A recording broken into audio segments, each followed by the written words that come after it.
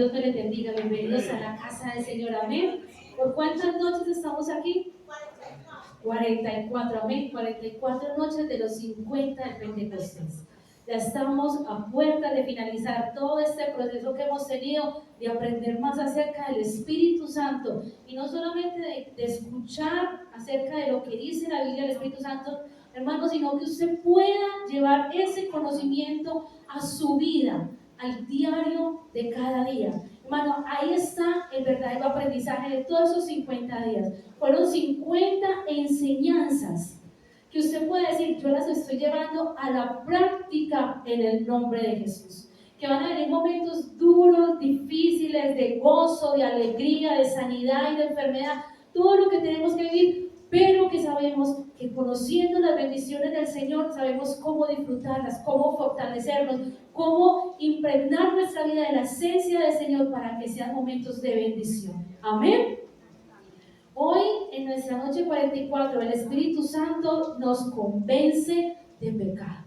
Esa es una de las obras también muy preciosas que hace el Espíritu Santo en nuestra vida. Y lo estábamos leyendo ahora en el libro de Juan, capítulo 12, versículo 8, donde dice, el capítulo se llama Obras del Espíritu Santo. Y cuando Él venga, convencerá al mundo de pecado, de justicia y de juicio.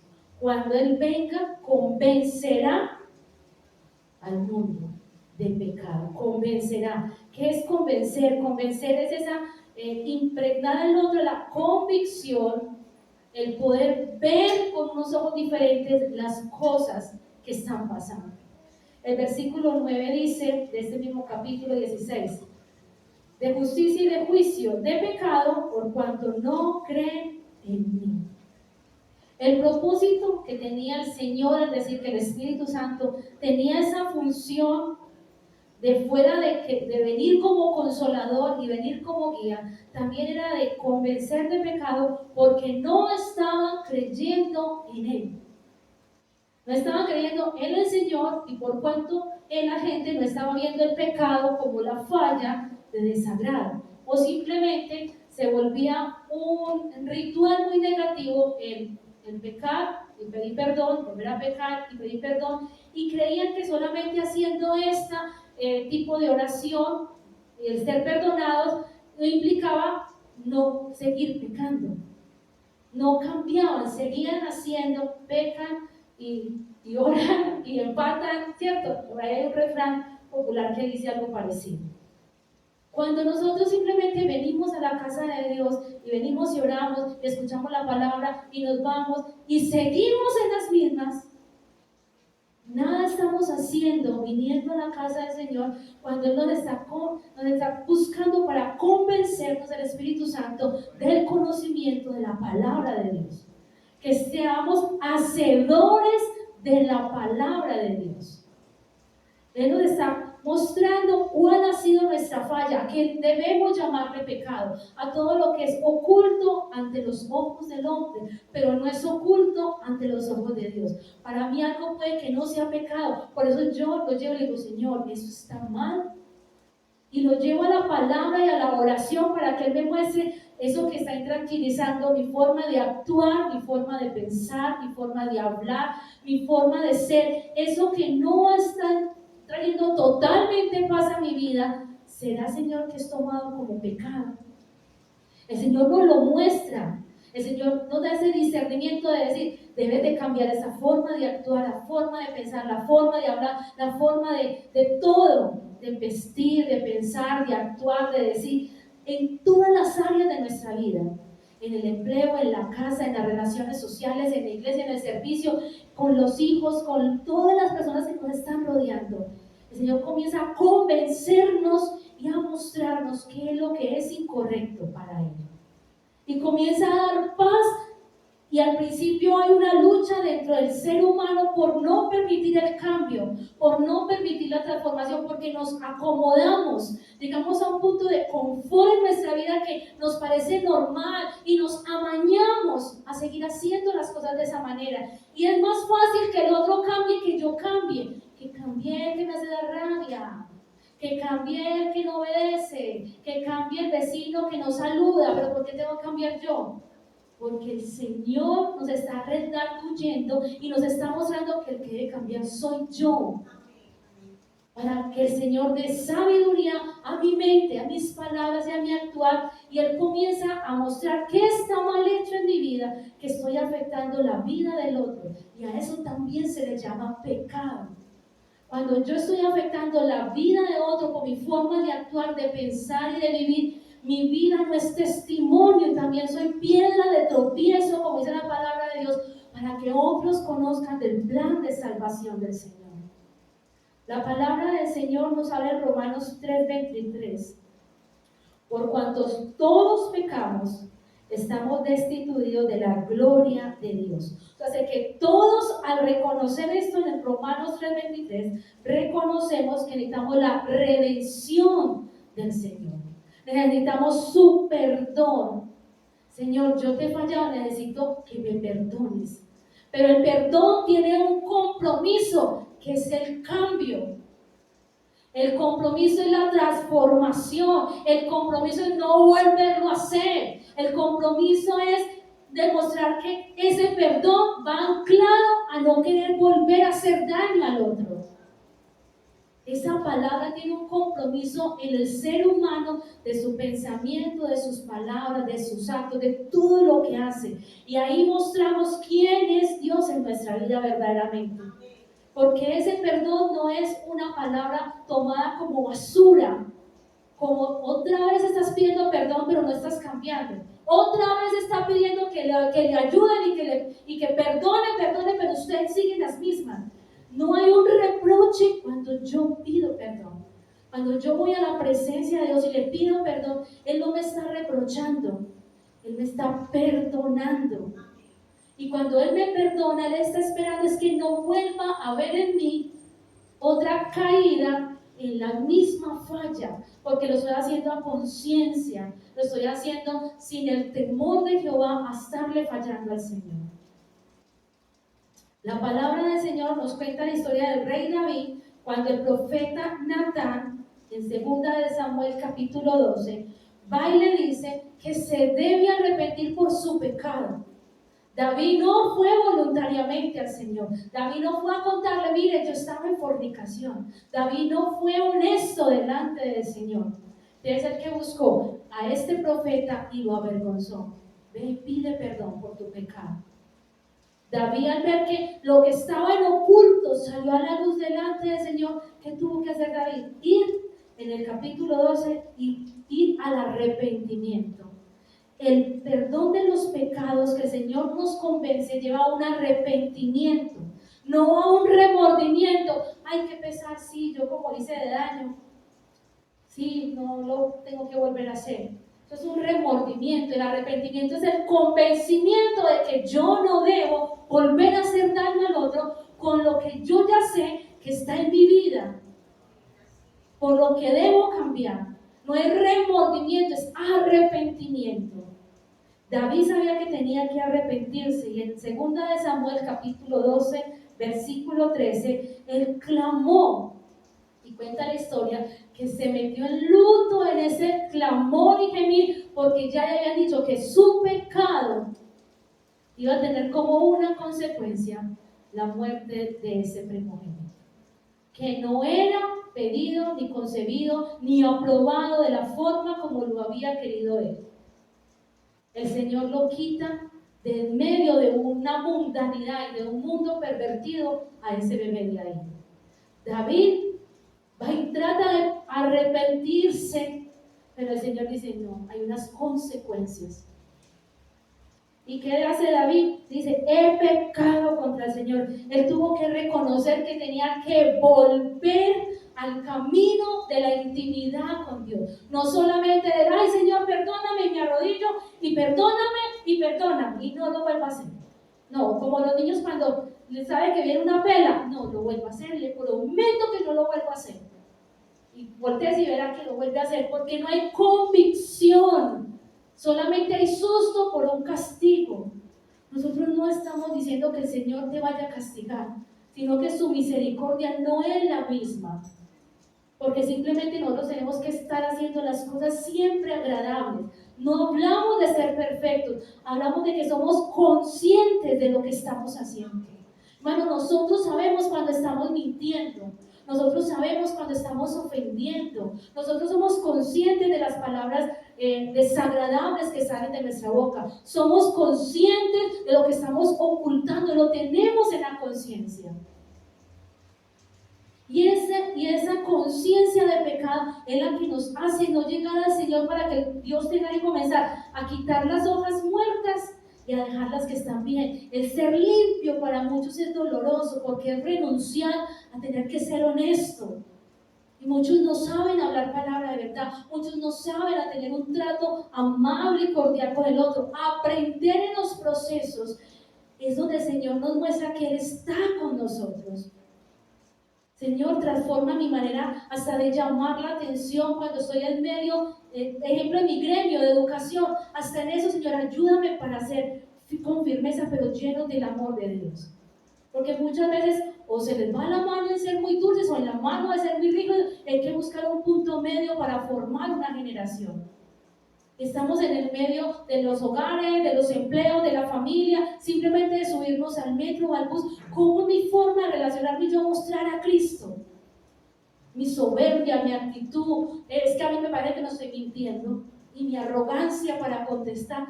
Todo eso afecta la imagen de Cristo. Y si yo afecto la imagen de Cristo, lo más seguro, hermano, es que cuando yo afecto la imagen de Cristo, estoy pecando. Porque el Señor no hace parte ni de la mentira, ni del oculto, ni del engaño, ni de la soberbia, ni de la arrogancia, ni de la altivez, ni nada de eso hace parte del Señor.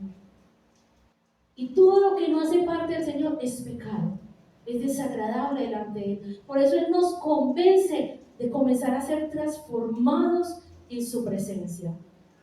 La palabra del Señor a través de 1 Juan 1:9 dice: si confesamos nuestros pecados, Él es fiel y justo para perdonar nuestros pecados y limpiarnos de toda maldad. La confesión trae una convicción, la convicción nos trae que nos evita la condenación y recibimos el amor del Señor. Pero yo tengo que decirle, es que el Señor ya sabe, Él ya sabe de mí todo. No tengo que decir nada.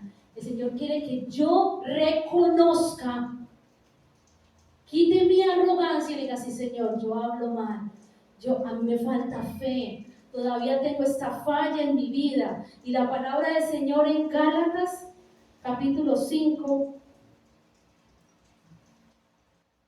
dice, las obras de la carne, digo pues, andar en el Espíritu y no satisfagáis los deseos de la carne, porque el deseo de la carne es contra el Espíritu y el Espíritu es contra la carne. Esas dos cosas no pueden estar. O yo considero que soy hijo de Dios y comienzo a batallar para agradarle, pero tengo que dejar cosas, renunciar a cosas que le hacen daño a las personas que digo apreciar o querer, o valorar o respetar. Porque el deseo de la carne es contra el Espíritu y el Espíritu contra la carne, y estos se oponen entre sí para que no hagáis lo que quisierais. Porque si sois guiados por el Espíritu, no estáis bajo la ley. Y manifiestas son las obras de la carne, como es el adulterio, la fornicación, inmundicia, lascivia, idolatría, hechicería, enemistades, pleitos, celos, iras, contiendas, disensiones, herejías, envidia, homicidios, borracheras, orgías y cosas semejantes a estas. Yo no puedo decir que yo amo a Dios cuando todavía, en una mínima cosa, todavía hay un residuo de eso en nosotros. La palabra dice confesar para pedir perdón y para reconciliarnos con el Señor. Cuando pido perdón me reconcilio porque hago como las paces. Señor, yo quiero transformar mi manera de ver a las personas. Cambia mi forma de pensar, cambia mi forma de hablar. Él es el que lo cambia a uno, es el que lo transforma. Las personas a veces vienen, no siga tratándola así porque, usted no sabe. Comienzan a dejar la cizaña. Pero el Señor dice que nosotros venimos es a Él porque Él es el que nos da sus pensamientos, nos da sus caminos, nos da su guía, nos da su palabra. Él nos da a libertad.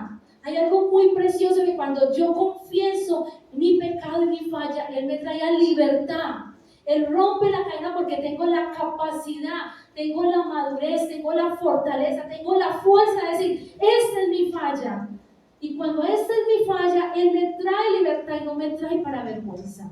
Y cuando me trae libertad y nos convence de que Él rompe las cadenas, el pasado y las heridas, pasa como le ocurrió a David cuando dice que reconoció su pecado y no encubrió su iniquidad. Gálatas 5:1, Cristo nos hizo libres, por lo tanto, manténganse firmes y no dejemos someter otra vez al yugo de esclavitud. Me pareció muy bonita esta cita bíblica porque dice, Cristo nos hizo libres. Y cuando yo confieso mi pecado, Señor, esta es mi falla. Aquí necesito que tú fortalezcas mis pensamientos, mi vida y todo, Señor, todo nivel de mi vida. Entonces, fortalecido por ti, es cuando yo digo, Cristo nos hizo libres.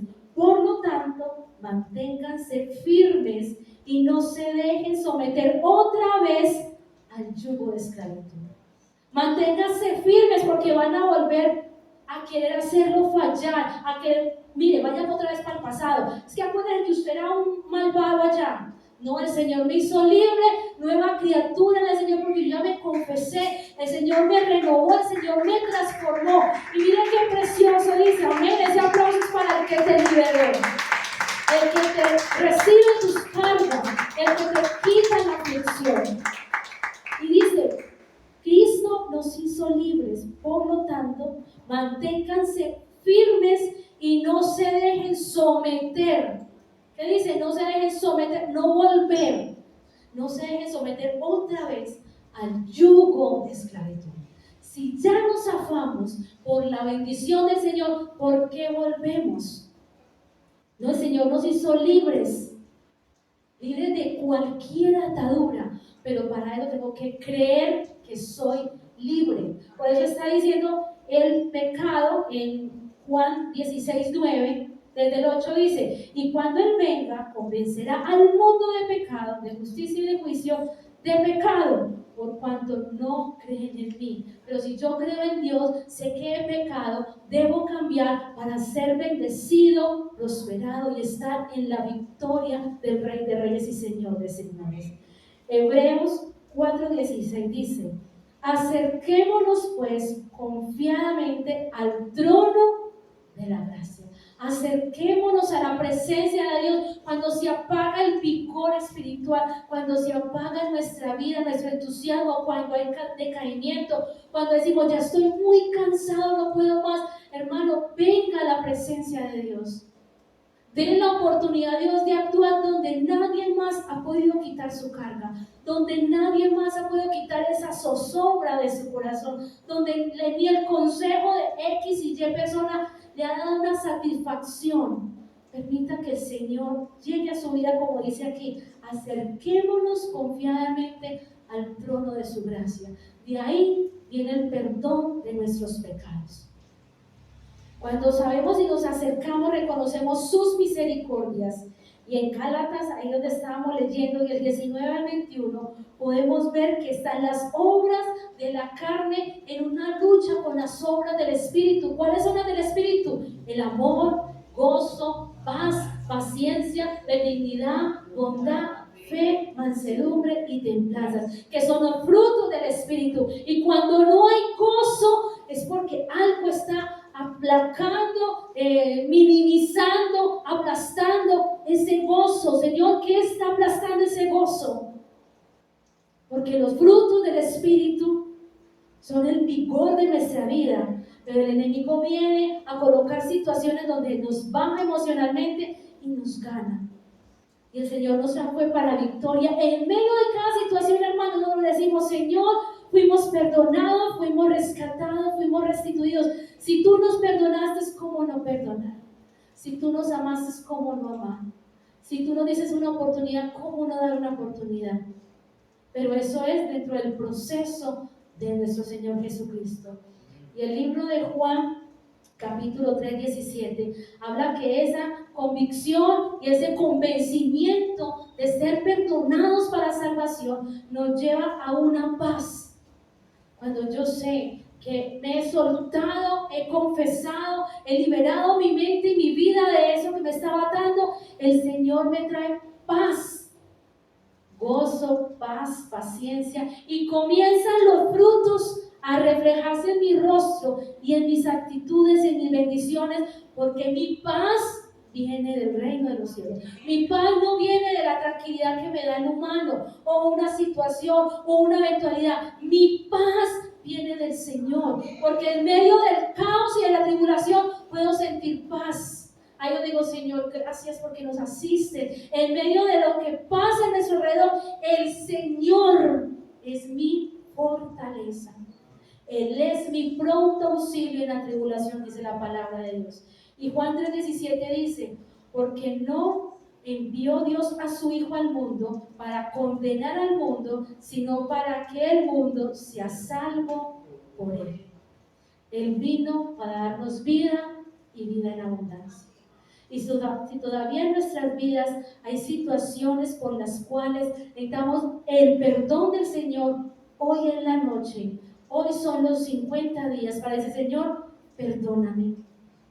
Señor, aquello que no me está trayendo paz, lo más seguro es que no es de parte tuya, Señor. No es tu voluntad, no es lo que no es de Dios, hermano, no trae gozo.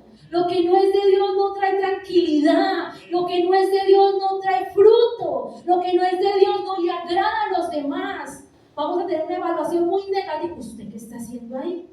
Y vamos a tener juicios. Ay, la gente sí es mentira. No, la gente, el Señor pone e inquieta a los demás para decirnos, hombre, estás ubicado donde no es, estás actuando de una forma incorrecta. Las cosas del Señor traen paz, traen gozo y traen aprobación celestial. Las cosas del Señor, cuando Él nos ha perdonado, cuando Él nos ha redimido, cuando Él nos ha transformado, Él no vuelve a recordar, hermanos, somos nosotros en nuestra debilidad humana quienes recordamos quienes fuimos y lo que hicimos, y andamos con eso a las espaldas con bastante peso por lo que ocurrió. Cuando el Señor nos ha dicho que nos ha dado libertad de soltar esas cargas y que Él nos ha hecho nuevas criaturas y que no nos ha dicho que no vamos a tener dificultades, lo que nos ha dicho es que lo vamos a tener a Él para enfrentar las situaciones con sabiduría, con amor, gozo, paz, paciencia, benignidad, bondad, fe, mansedumbre y templanza. Amén. Amén. Para terminar este momento, yo quiero que usted se lleve en su vida eso, hermano. El Señor es el que nos convence de pecar. El Señor es el que pone en tu corazón esa intranquilidad para que lo reconozcas. En la noche decirle, Señor, te reconozco que hay cosas que todavía necesito entregarte. Hay cosas que todavía necesito poner en tu